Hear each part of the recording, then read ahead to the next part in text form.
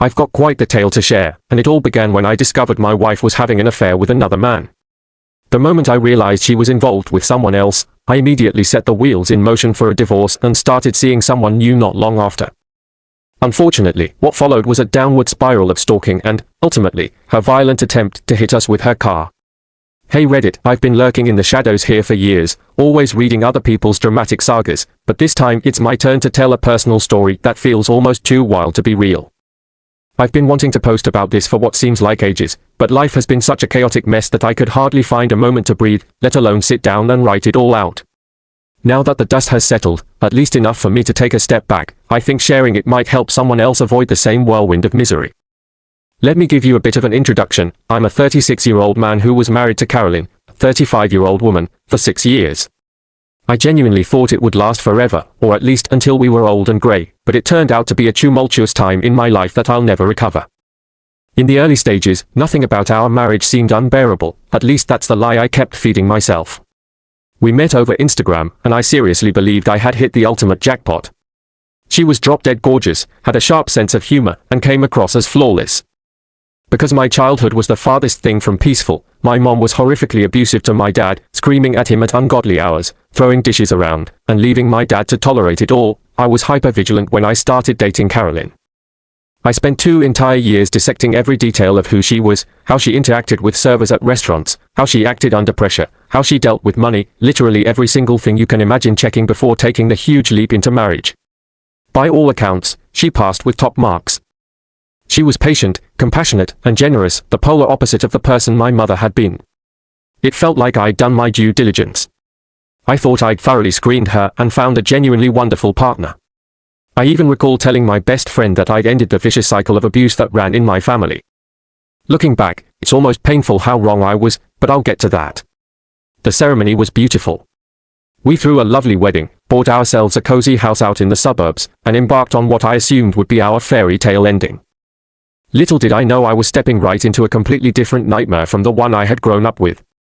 After roughly 2 years, things began to unravel, and I don't mean minor disagreements, I mean a full-scale deterioration. We went from being the couple everyone else envied to erupting into colossal fights every month like clockwork. These meltdowns weren't even over significant issues, they were about stuff like dishes left in the sink, me putting in overtime at my job, her vanishing with her friends all the time, or even petty things like what TV show we should binge. I was basically wearing myself thin trying to mend our relationship. I was convinced we could salvage the marriage because I had this memory of who Carolyn was, the woman who had once slipped love notes into my lunches and spontaneously planned weekend getaways.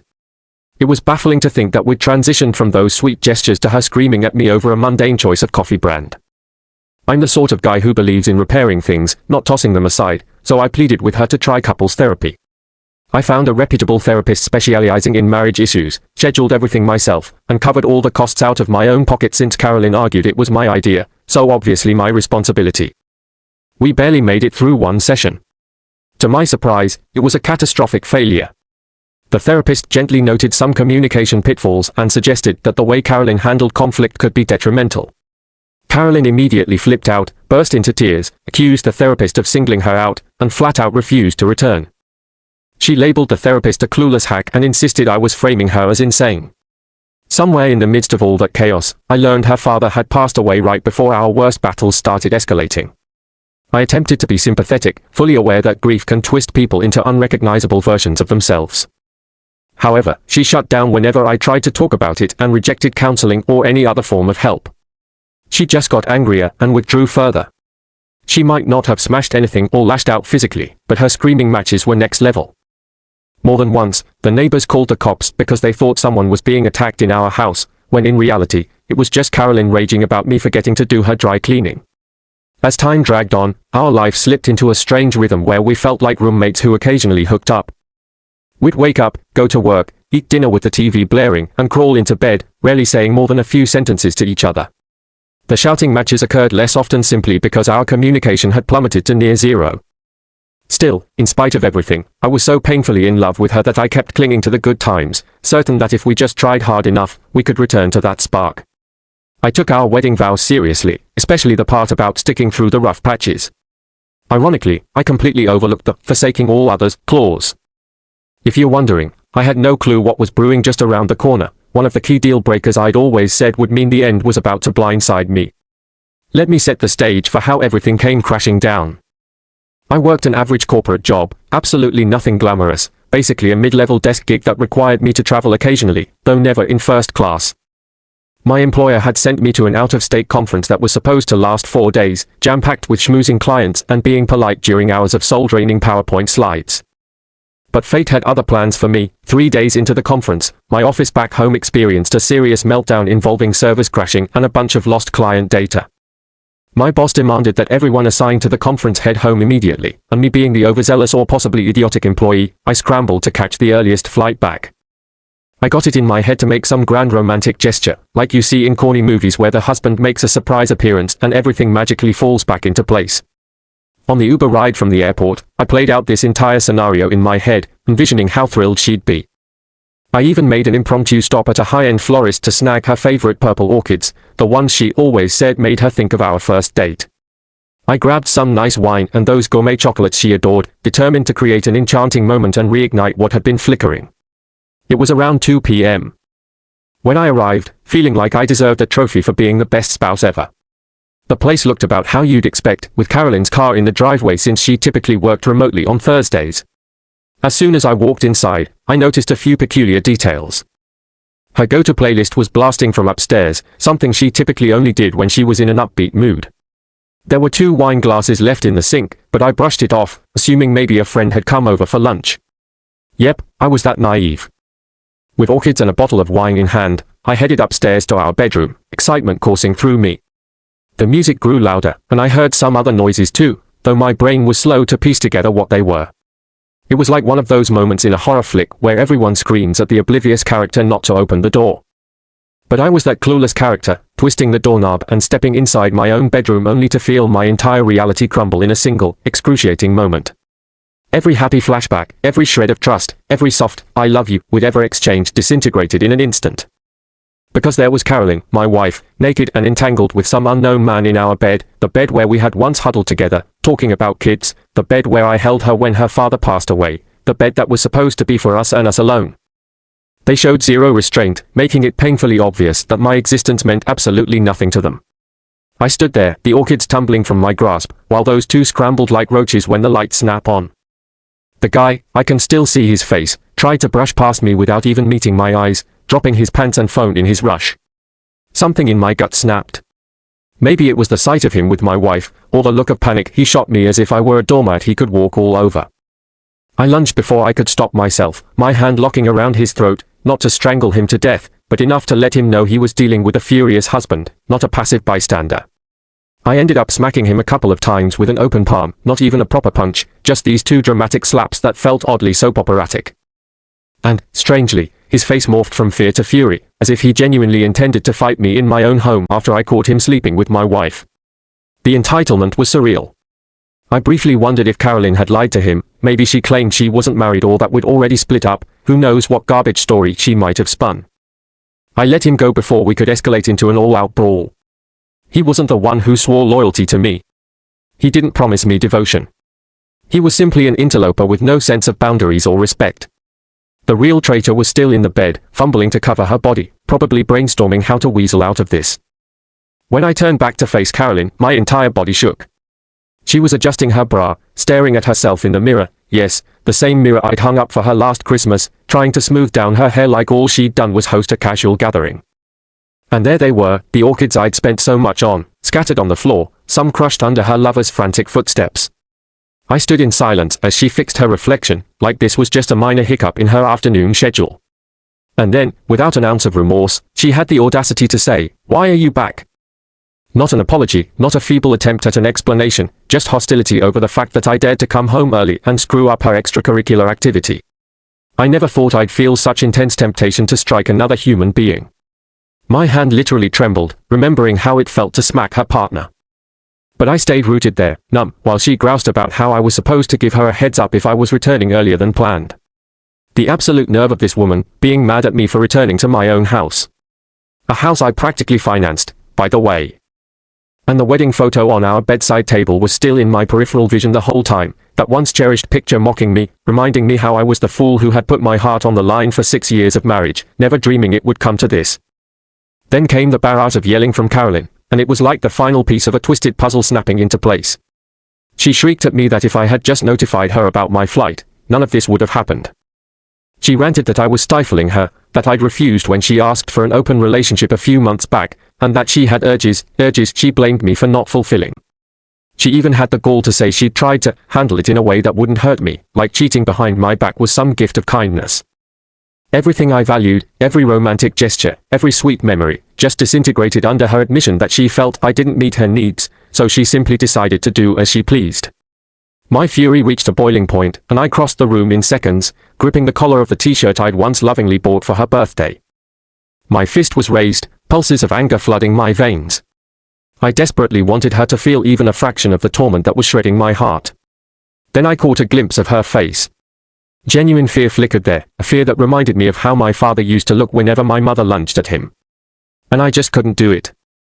I'm not the sort of man who wants to become a monster. I made myself that promise a long time ago. I dropped my arm, still shaking with barely contained rage, but I refused to cross that line. To this day, part of me wonders if I should have let my anger loose, but there's a bigger part of me that's grateful I didn't stoop to physical violence. I deserve better than turning into someone I despised. I felt absolutely humiliated, standing in my own bedroom amongst the remnants of the flowers I'd bought. I was staring at a stranger who happened to be wearing my wife's face. For 6 years, we'd promised to honor and care for each other, and here she was acting as though I was some trespasser messing with her personal life. And the second I let go of her shirt, she did a total 180. The trembling fear vanished, replaced by this bizarre performance of victimhood. She started hollering that I'd almost hit her, that I was a brute, that I lacked real masculinity. Everything she screamed was designed to push my buttons, to brand me the villain of the story. At the time, I was too stunned to connect the dots, but later, it dawned on me that she was probably hoping I'd lose it, anything to give her a legal advantage, so she could play the battered wife and walk away with half my assets. It felt so sinister that the same woman who once brought me soup in bed was now trying to trick me into assaulting her. I left the house in a fog, barely remembering to grab my wallet and keys, the scent of betrayal practically suffocating me. All around, I could smell a mixture of her perfume and his cologne, lingering on our sheets. It felt like everything was tainted, as though everything in the room belonged to someone else now. I drove straight to my buddy Mark's place, where I practically collapsed. Mark, who's endured a divorce himself, poured me whiskey and broke down what was likely to happen next. He told me that I'd need a lawyer, pronto, and gave me the heads up that since I made significantly more money than Carolyn, she might come after me for alimony. Lucky for me, Mark pointed out that in our state, infidelity can have a big impact on whether or not spousal support is awarded. Document everything, he insisted. Gather every shred of proof. That was a small glimmer of hope. Maybe I could avoid forking out monthly checks to the woman I caught sleeping with someone else. Still, my head was spinning. Just that morning, I'd been a loving husband returning from a business trip to surprise my wife. Now I was planning a legal strategy to ensure I wouldn't have to pay her bills. Talk about whiplash. Then I started receiving a string of messages from Carolyn, each more infuriating than the last.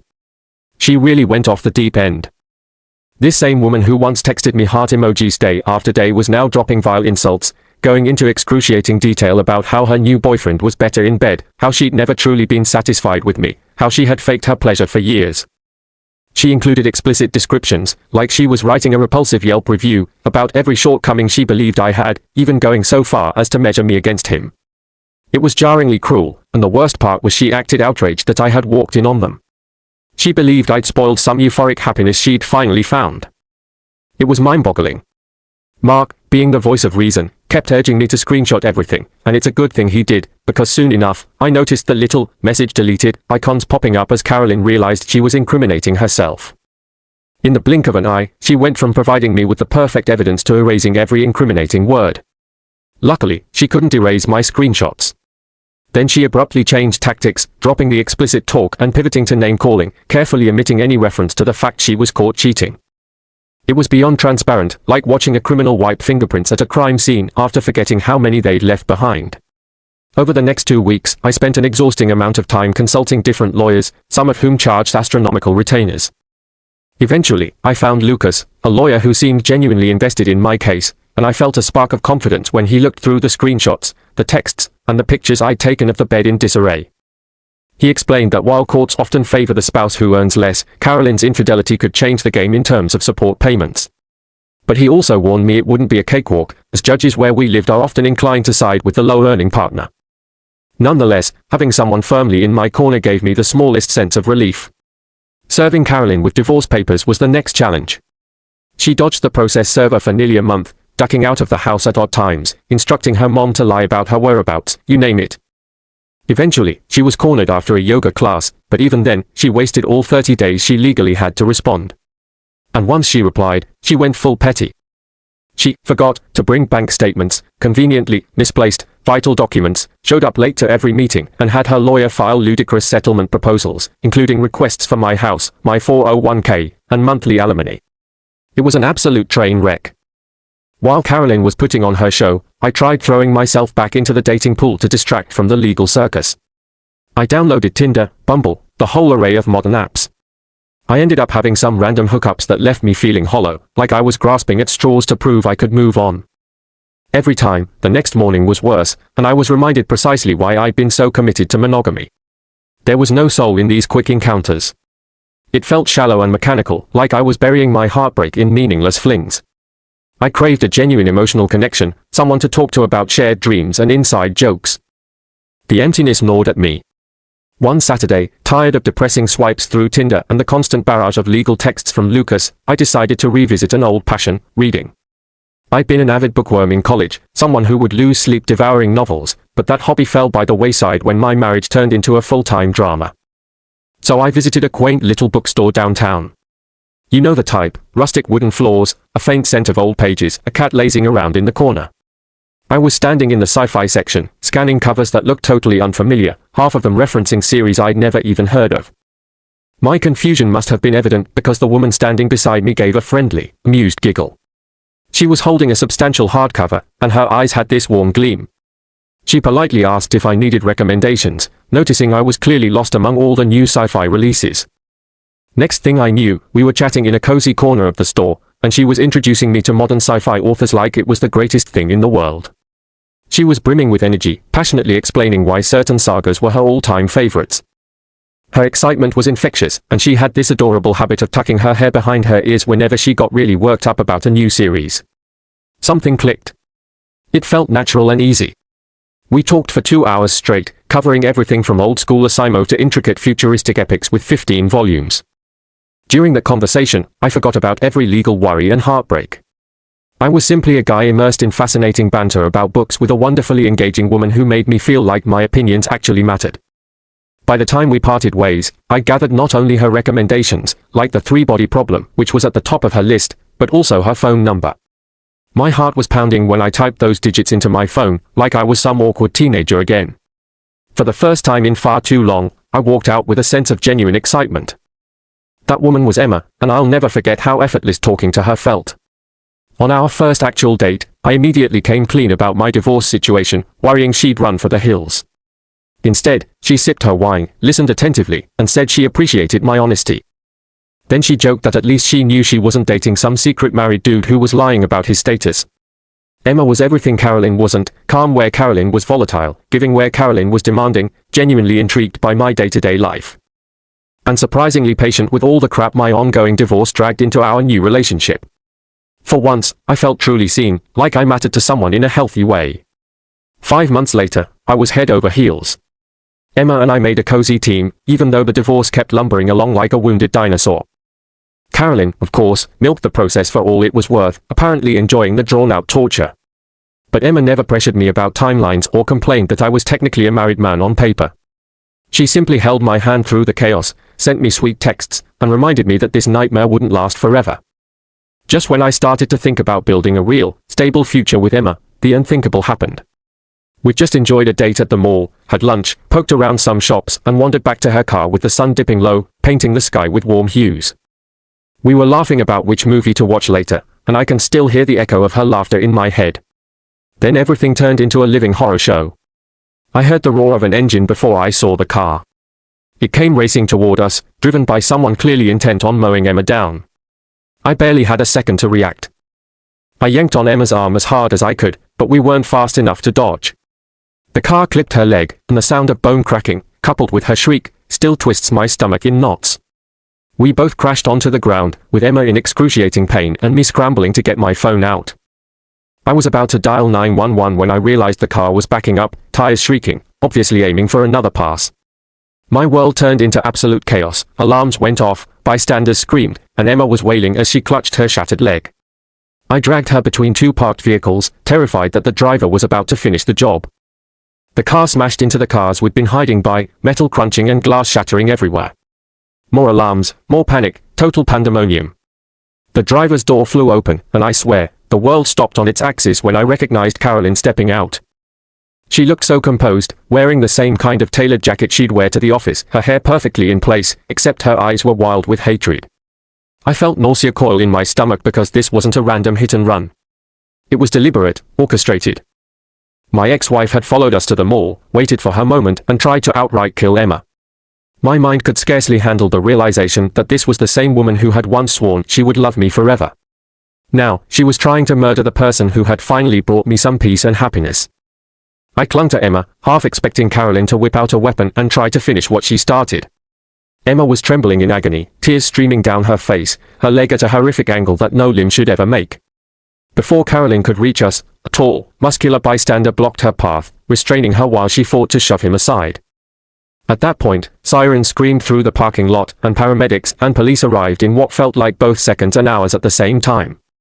They loaded Emma onto a stretcher, tears streaming down her cheeks, but she still managed to give me a reassuring, though pained, smile. Meanwhile, Carolyn, my wife of 6 years, who had cheated on me and twisted the knife at every opportunity, was screaming accusations at me like a woman possessed. It hasn't even been a year, and you're out parading around with that tramp. Her voice was laced with hatred, as if she was the one who had been betrayed. She spat words at me while the cops cuffed her, pure venom exuding from every syllable. Honestly, I was torn between wanting to hurl curses at her and wanting to break down sobbing at the sheer insanity of it all. The discrepancy between the woman I thought I'd known and the raging monster before me was staggering. She had meticulously orchestrated this attack in broad daylight, a scene from a twisted thriller right there in a suburban parking lot. Yet she ranted and raved as though I was the evil party who had forced her to take this violent path. Emma went through surgery after surgery, her leg needed pins, rods, and a whole lot of physical therapy.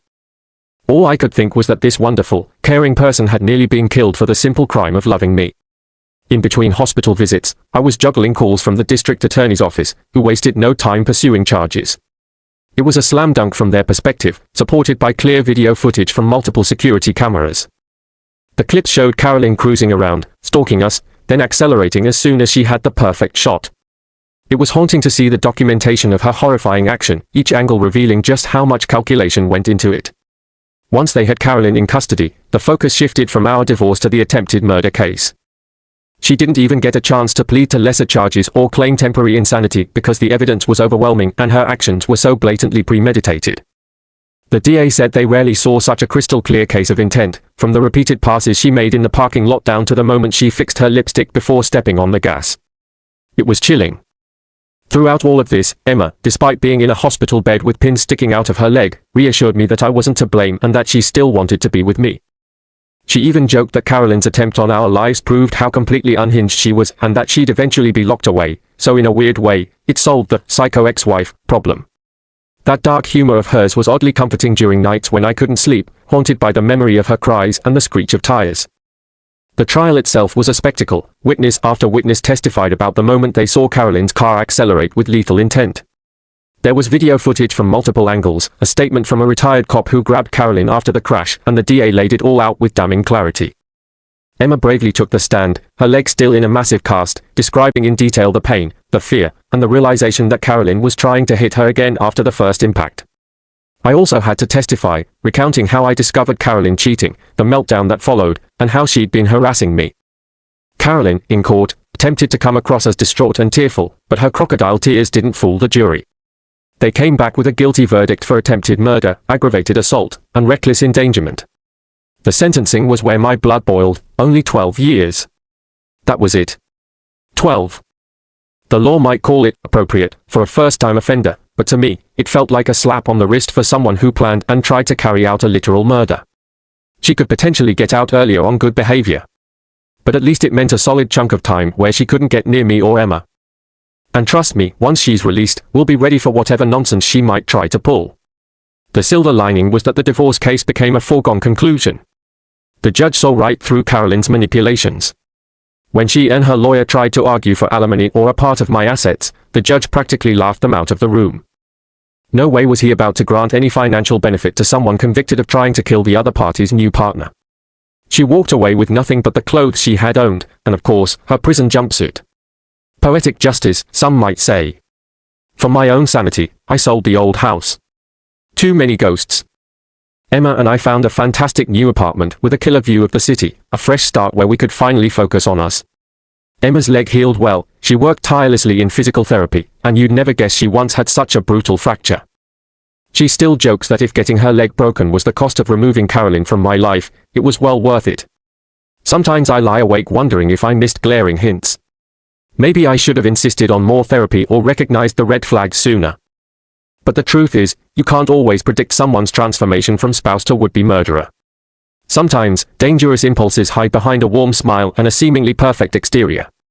In the end, I guess I can say I'm happier now than I ever was, even before this madness. Emma and I are thinking about tying the knot next spring, something that actually feels right this time. Given that we met over a shared love of science fiction in a cozy bookstore, it's almost like we ended up living our own bizarre story. Sure, Carolyn will get out of prison one day, but we've got protective measures lined up, including restraining orders. Emma's father, who works as a firearms instructor, made sure we both got trained and licensed to carry, just in case the unthinkable happens again.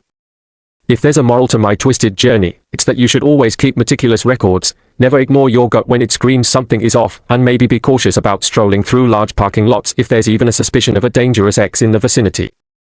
If you're dating someone who's recently divorced or separated, definitely keep an eye out for red flags, make sure you're not stepping onto a battlefield. And yes, Emma and I still frequent that little bookstore. We just avoid that particular mall as if our lives depend on it, because, in a very real sense, we once did.